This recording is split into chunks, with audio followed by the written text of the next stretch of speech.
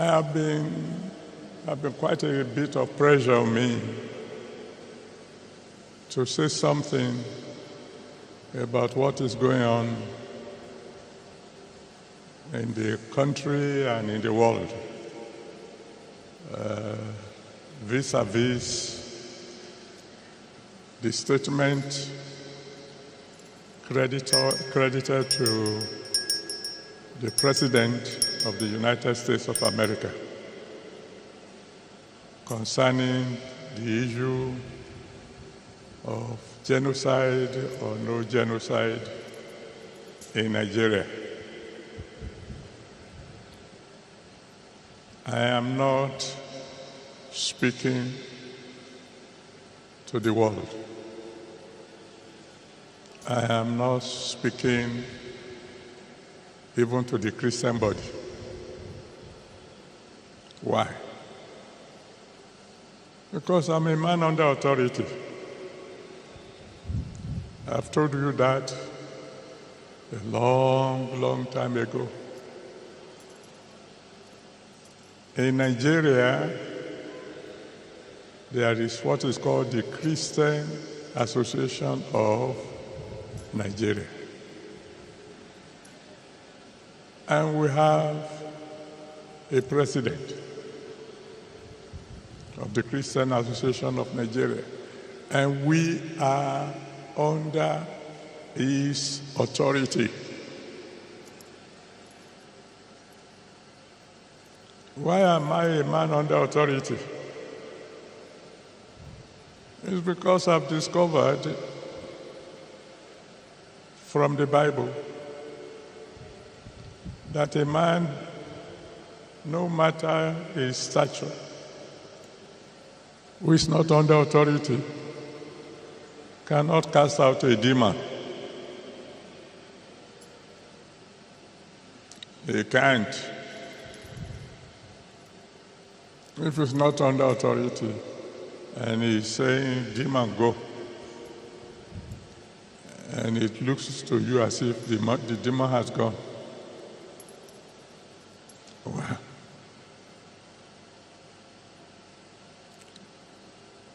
since I was born, I had carried placards only twice. I have, what do you call it when you go around? You protest or process or whatever. Only 2 times. First time, 1964, as a student at the University of Nigeria, Nsukka, Enugu campus. I protested, I went on procession because the people who organized the protests are radicals. And if they say we are going on a procession and you don't join them,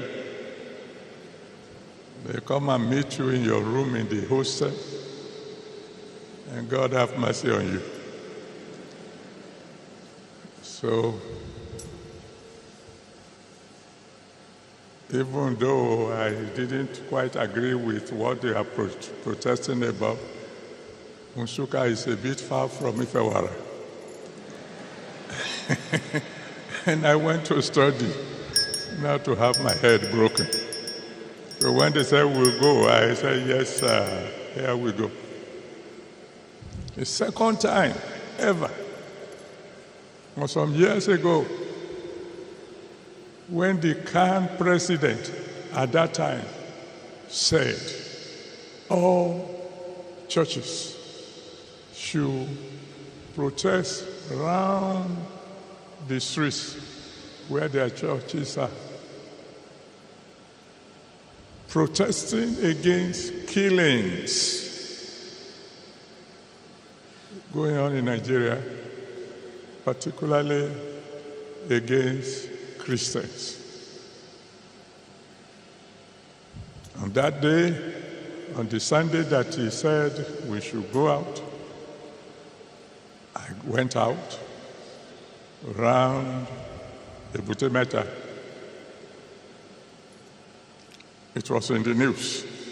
If you go into the archive, you see the television people.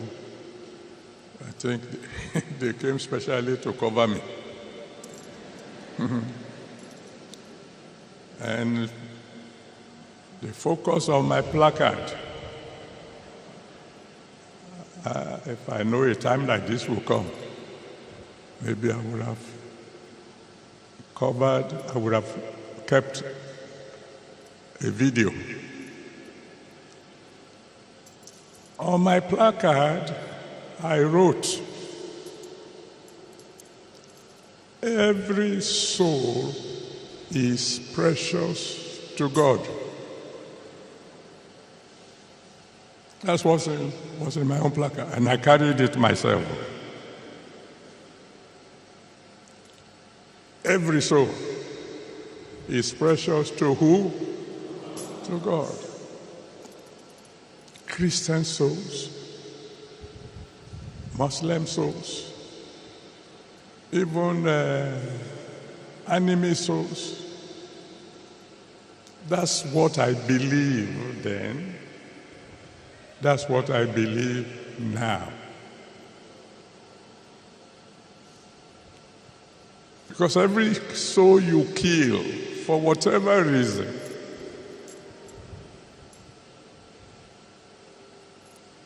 you are robbing God,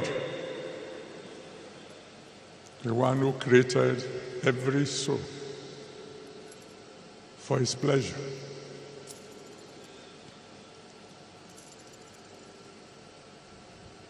And until the president of Cannes says something about the issue that's going on, I will not be talking. What do you mean you will not be talking? I mean, I won't be talking to the people outside. There's nothing wrong in me talking to my own children.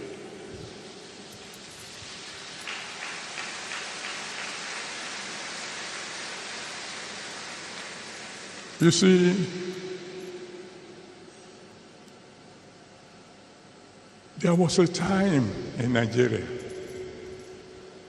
when Christians and Muslims were living together in harmony. Is that correct? In my family, my elder sister was married to a Muslim. My father was a Christian, my mother was a Christian, but one of my sisters was married to a Muslim. The name in Yoruba, I don't know how they call it in the real Muslim something. His name was Adiatu. And so in my family, up to today, I have cousins whose name is Rasak. I have people who call Musili, whatever they call it, the correct something, and so on and so forth. And we live together in peace. We live together in harmony. When it was Christmas, we do it together. When it's Ileya, oh.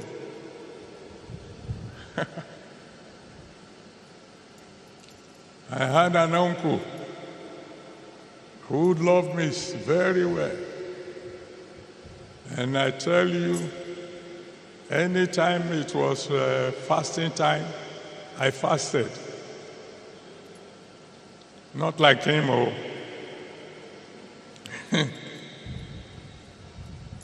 I fasted in that I didn't eat dinner. I waited for him to go to the mosque and return.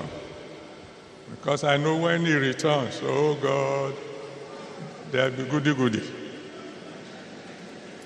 So my own fast began when it was almost breaking time.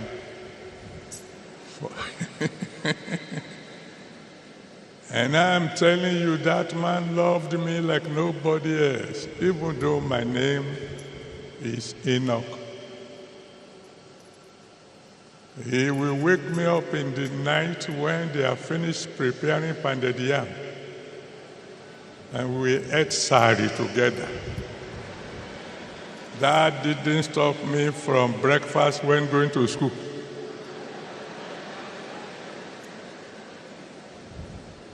I mean, there was peace, there was harmony, there was no quarrel.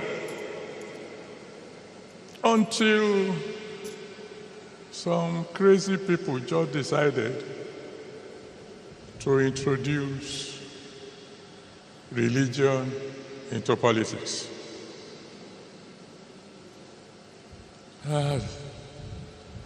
That's when everything went wrong. Now, you say, what about what is on the ground? Well, I'm talking to you, my children.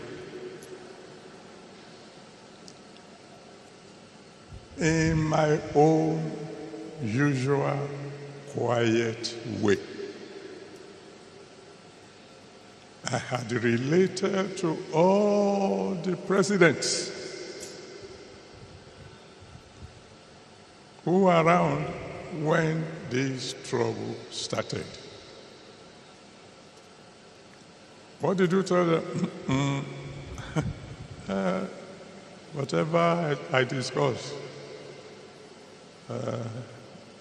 between me and the big ones is top privacy.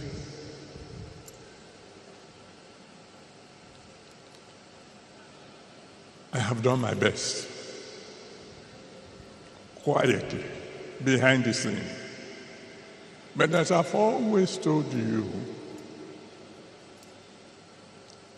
you can only advise the commander-in-chief. You can't command him. Because if you command the commander-in-chief, then you become the commander of the commander-in-chief. That doesn't make sense. But I've tried. And God is my witness.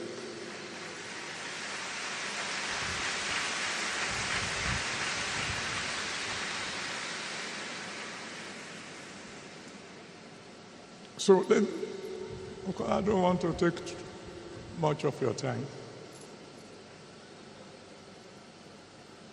What should we do now?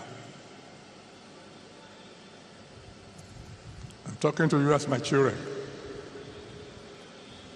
If I were asked to make suggestions, I would say quietly to our government,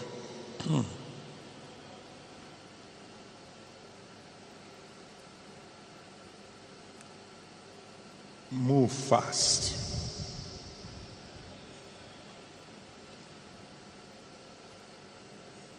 Move diplomatically. Move wisely.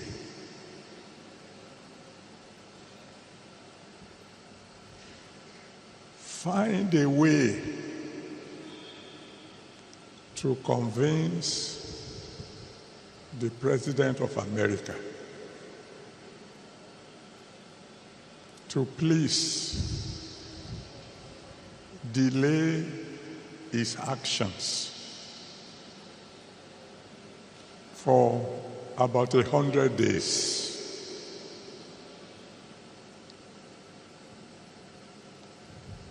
and then come home.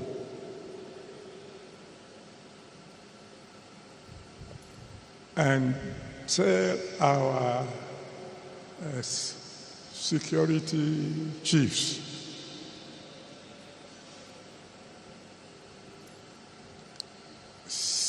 get rid of these terrorists within 90 days or resign.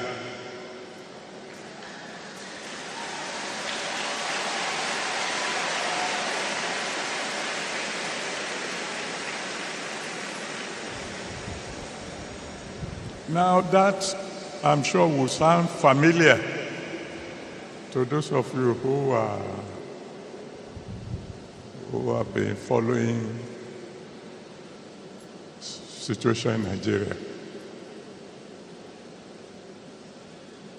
There was a president, unfortunately, he's dead now, that's Buhari,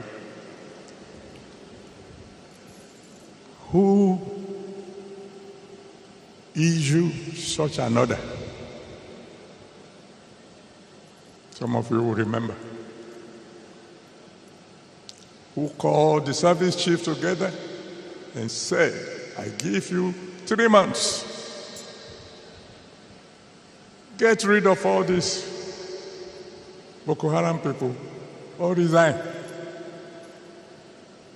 He's not around to tell you who gave him that advice. He ran with that advice, but he didn't follow it through. Because he gave the order as the commander-in-chief of the armed forces. But, the security operatives moved fast. But 3 months went, and the work was not done. So I went to see him. It was in the news, so this time somehow the press got to know that I visited him. Of course, they were not there when we talked. And unfortunately, like I said, he's not alive now. Or else I would have asked you to go and ask him. Sir, why didn't you follow through? Because when 3 months passed and the work wasn't done, why didn't you proceed with your, are we going to call it threat?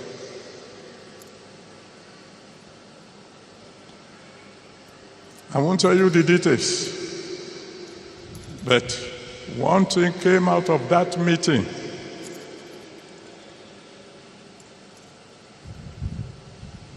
Which would lead me to my next advice to our government. In case there's any of you who can get across to them.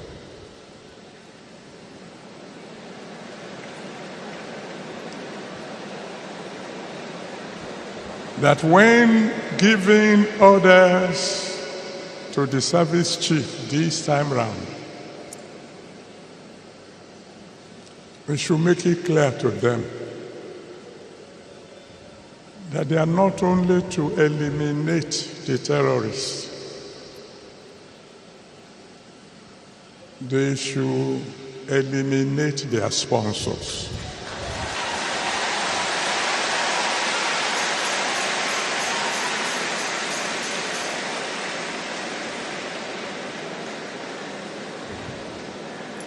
No matter how influential they may be.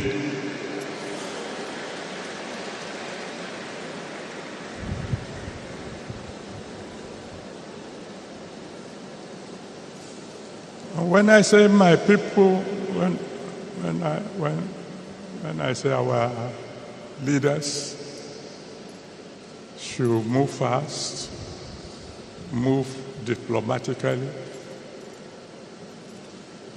they have to be and move wisely. They must take note of the fact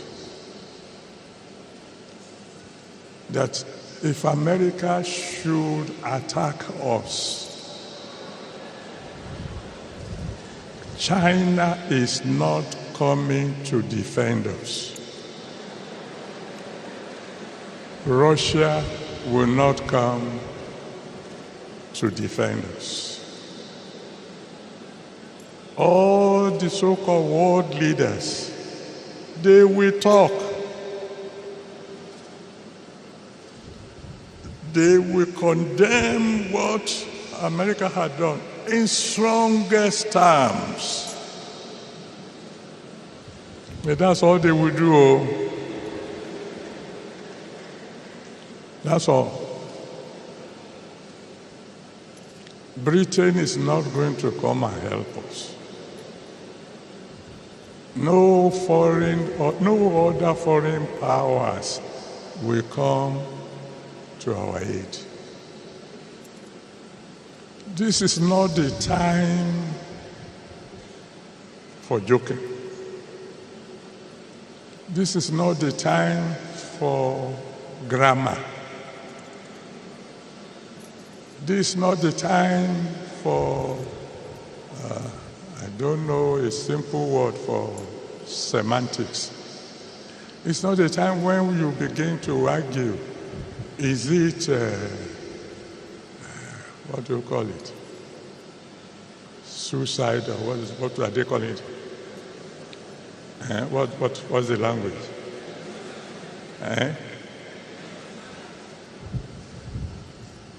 Whatever they want to call it.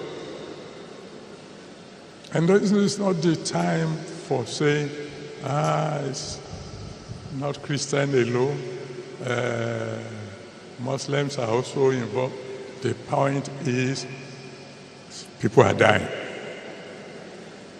Innocent people are dying.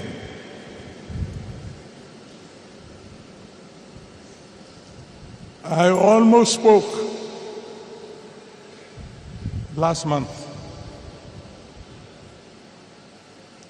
when I heard the speech of my in-law, the president. When I heard the speech, particularly that section that spoke about security, and you can go and listen to it again, where I heard him say, all is well now, that displaced people have returned to their villages, and I almost said, the one who wrote that speech for my president, my in-law, does not like him.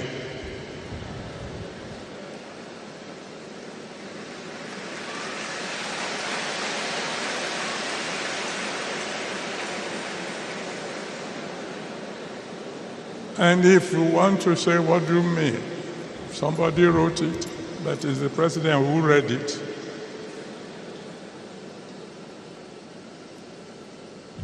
Didn't he read it before he read it? Well, if you put it that way, then my conclusion will be there are several people around my beloved in-law who are not telling him the truth.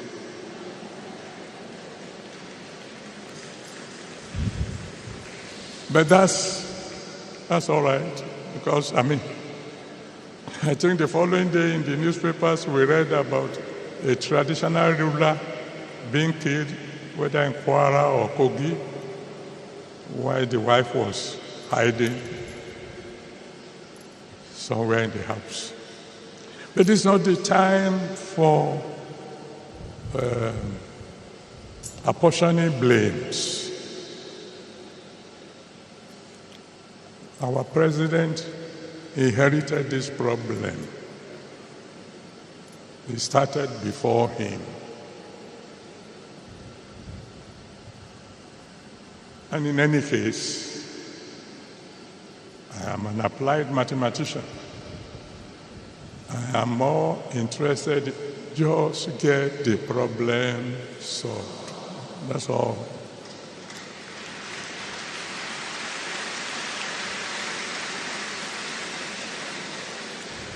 Let's let the government use diplomatic method to convince President Trump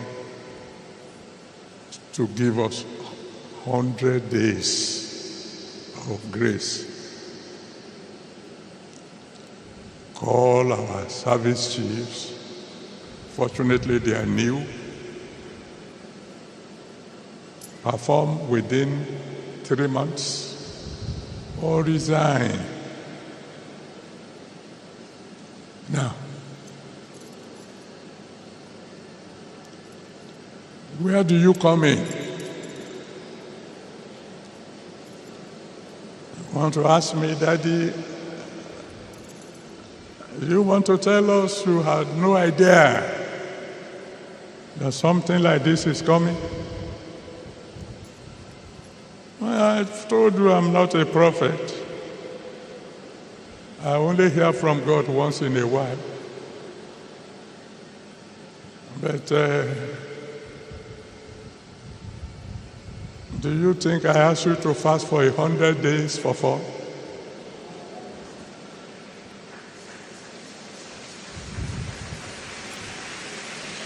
Didn't I share with you, my children? Didn't I share with you that God said this will be a remarkable year? Didn't I share with you that God said that the wind that was blowing last year, that started blowing last year, is going to become a bit more violent this year? Did I tell you?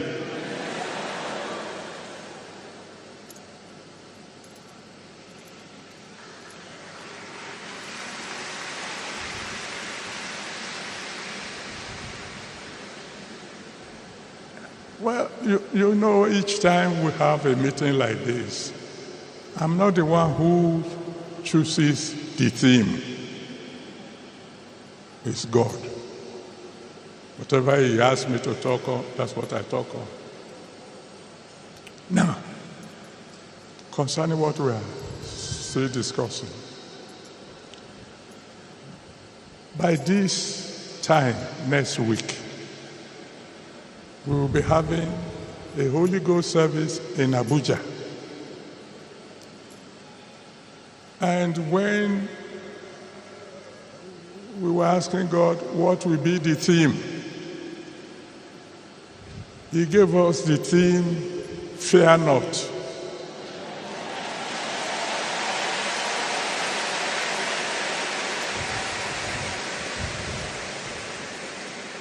That's months ago, before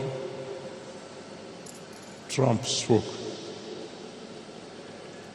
And anybody who knows the Bible knows that the only time God will say fear not is when there is something to fear.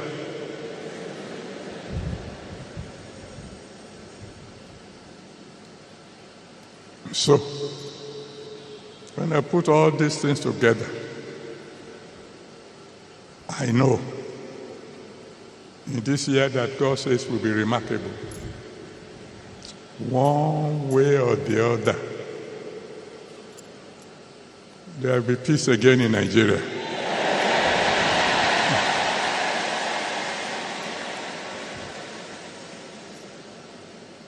But why do I ask my government to move fast?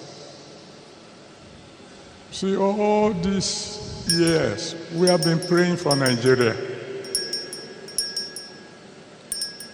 We can't pray all these prayers without something happening.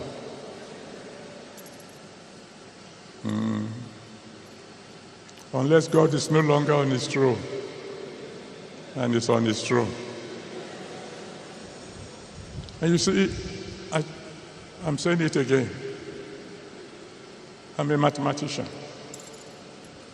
an applied mathematician. And there is a law called Newton's law of motion. You know what it says? It says a body will remain at rest or maintain uniform motion in a straight line, except an external force compels it to do otherwise.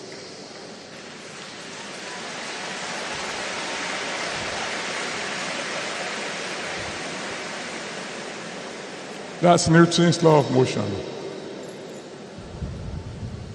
Meaning, whatever method God wants to use, at the end of it all, there will be peace in Nigeria again. And to you, my children, Daddy says, fear not.